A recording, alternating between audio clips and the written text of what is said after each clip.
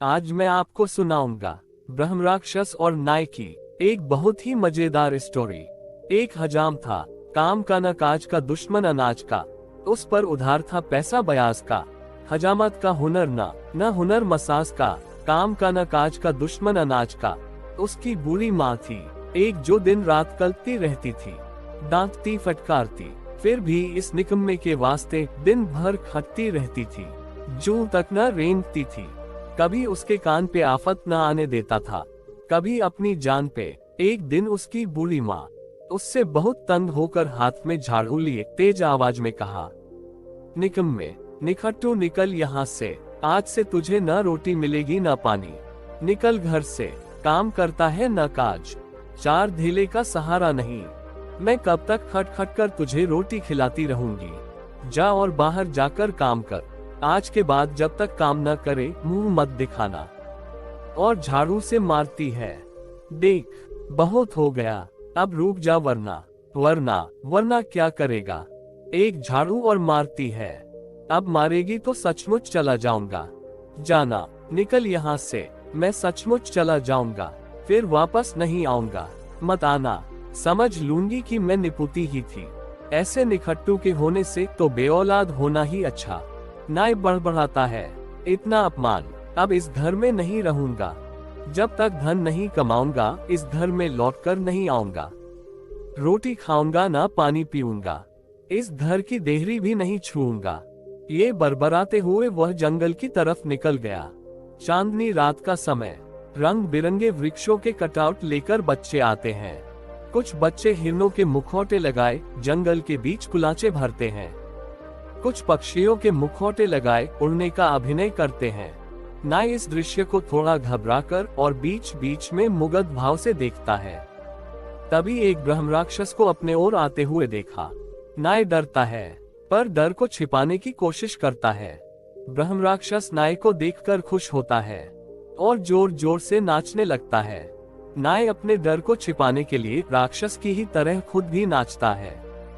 दोनों एक दूसरे को आश्चर्य से देखते हैं। नाय ने कहा, तुम कौन हो? राक्षस बोला, मैं ब्रह्मराक्षस हूँ।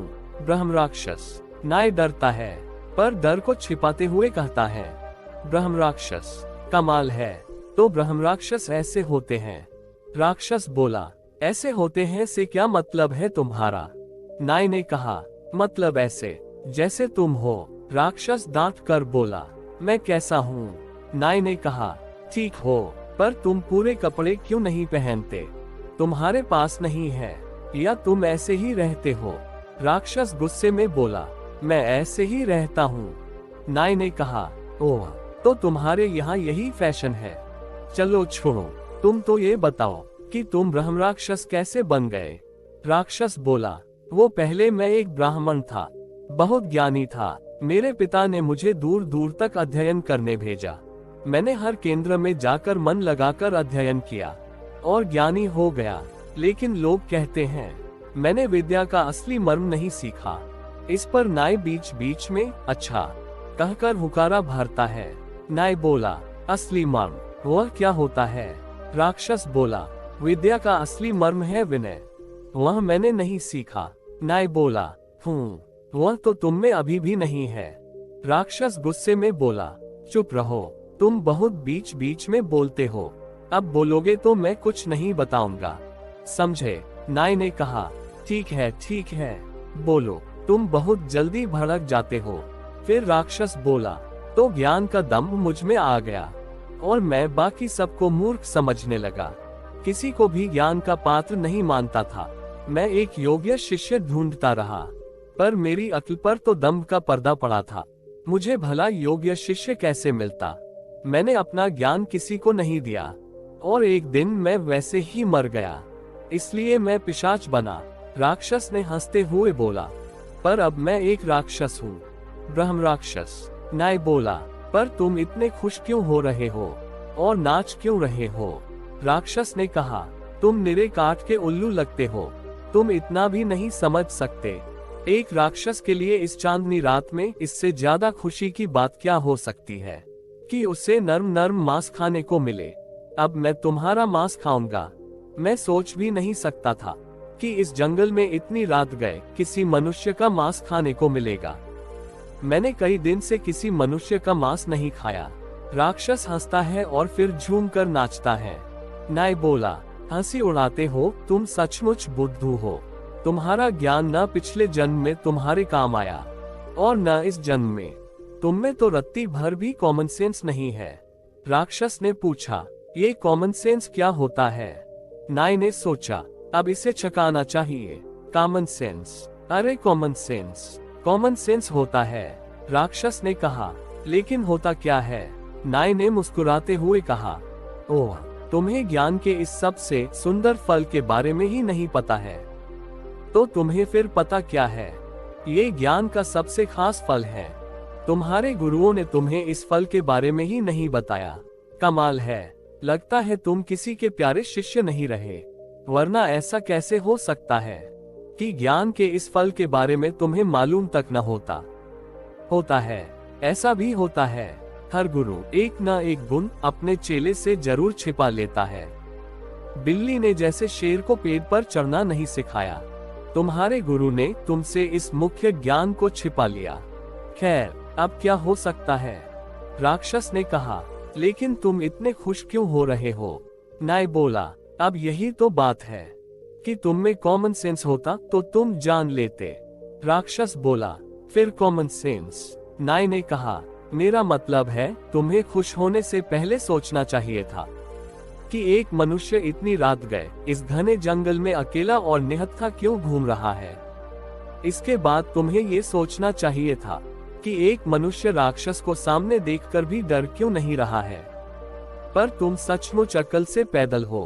तुमने एक मनुष्य देखा और सोच लिया कि तुम्हारे खाने का इंतजाम हो गया। ब्राह्मण हो ना, इसलिए खाने के अलावा कुछ सोच भी तो नहीं सकते। पेटू आदमी ज्ञानी हो या ज्ञानी आदमी पेटू, दोनों ही बेकार। ये सुनकर बीच बीच में राक्षस हुकारा भरता है और मुंडी हिलाता है। राक्षस बोला, पहेलियां मत बुझाओ, देखो अब मुझे गुस्सा आ रहा है, सीधे सीधे बताओ वरना। नाय ने कहा, वरना क्या? वरना तुम मुझे खा जाओगे। राक्षस बोला, हाँ। नाय ने कहा, चलो बता ही देता हूँ।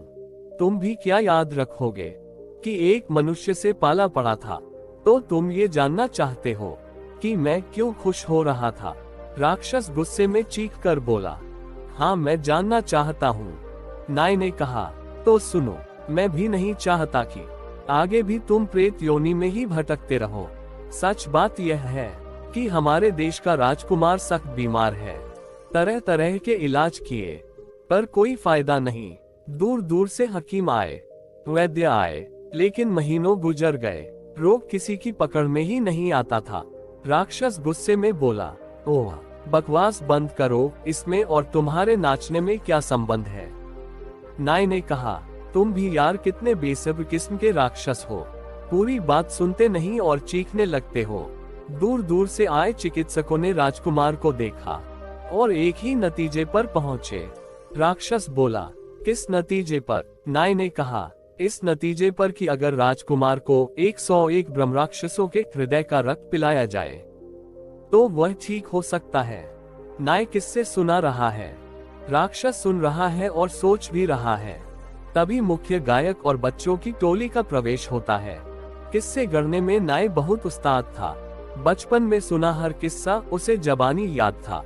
अक्ल घूमती थी उसकी फिरकनी की तरह और जबान चलती थी कतरनी की तरह, और राक्षस उसकी बातों में कैद हुआ जाता था मन ही मन। मगर उसको गुस्सा भी बहुत आता था। रात तारों के बिछोने पे अभी सोती थी। बात नाय की मगर खत्म नहीं होती थी। टोली ने कहा, फिर क्या हुआ? नाय बोला, राजा ने सारे राज्य में मुनादी पिटवाए है कि हर खासो आम को, सुबह को और शाम को यह इत्तिला दी जाती है कि जो भी शख्स 101 ब्रह्मराक्षसों के हृदय का रक्त लाकर राजकुमार की दवा के लिए देगा, उसे राजा आधा राज्य दे देगा और अपनी सुंदर राजकुमारी से उसका विवाह कर देगा। नाय राक्षस से, यकीन करो मैंने 100 ब्रह्मराक्षसों को पकड़ लिया है, बस एक की कमी है। तुम्हें मिलाकर 101 की गिनती पूरी हो जाएगी। राक्षस जोर जोर से हंसता है। तुम्हें क्या लगता है कि तुम मुझे पकड़ लोगे? नाय अरे मेरा वह छोटा सा आईना कहाँ है? बार बार अपनी अलग अलग जेबों में हाथ डालकर तलाश करता है। फिर एक जेब से एक छोटा सा आईना निकालकर उसे अपनी मुट्ठी में ले लेता है। हाँ, पकड़ लूंगा। नहीं, मैंने तो तुम्हें पहले ही पकड़ लिया है। तुम्हारी आत्मा को मैंने कैद कर लिया है। अब तुम्हारी आत्मा मेरी मुट्ठी में है।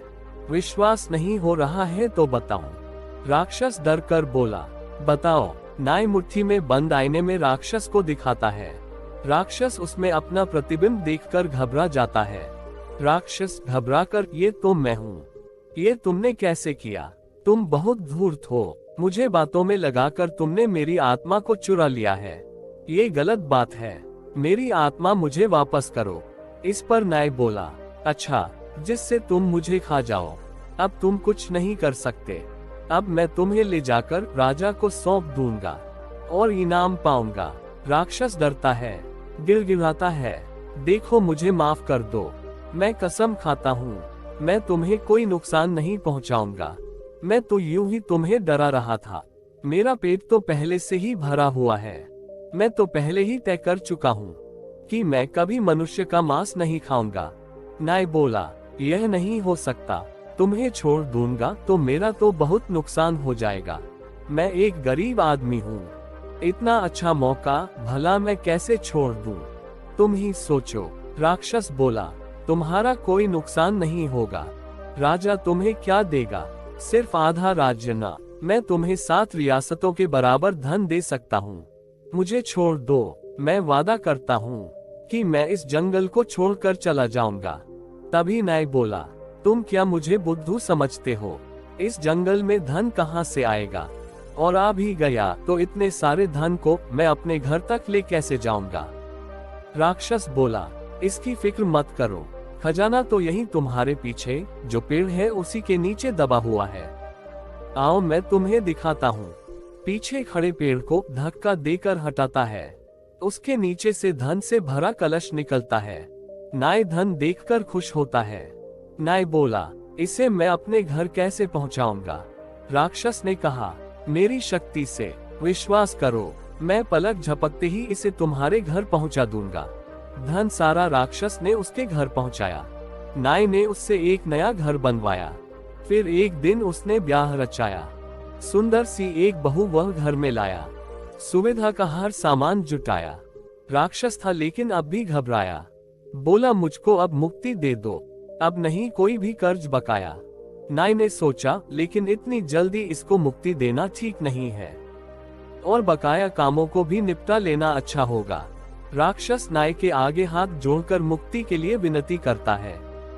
नाय बोला, देखो मेरे खेतों में फसल तैयार खड़ी है और मुझे अभी कई काम है। तुम उस फसल को काटकर खलिहान में रख दो, इसके बाद ही मैं तुम्हें मुक्त करूंगा। राक्षस बोला, लेकिन नाय ने कहा, लेकिन कुछ नहीं, शुक्र मनाओ कि मैं तुम्हें राजा के हवाले नहीं कर रहा हूँ। राक्षस सिर झुकाए जाता है और नाय मुस्कुराता है, मरता क्या न करता। राक्षस ने सिर झुकाया और खेत पर काम करने चल दिया। इसी बीच एक दिन क्या हुआ कि अचानक नाय के घर के अंदर से बर्तन गिरने और एक औरत के चिल्लाने की आवाजें आती हैं। नाय, अरे क्या हुआ?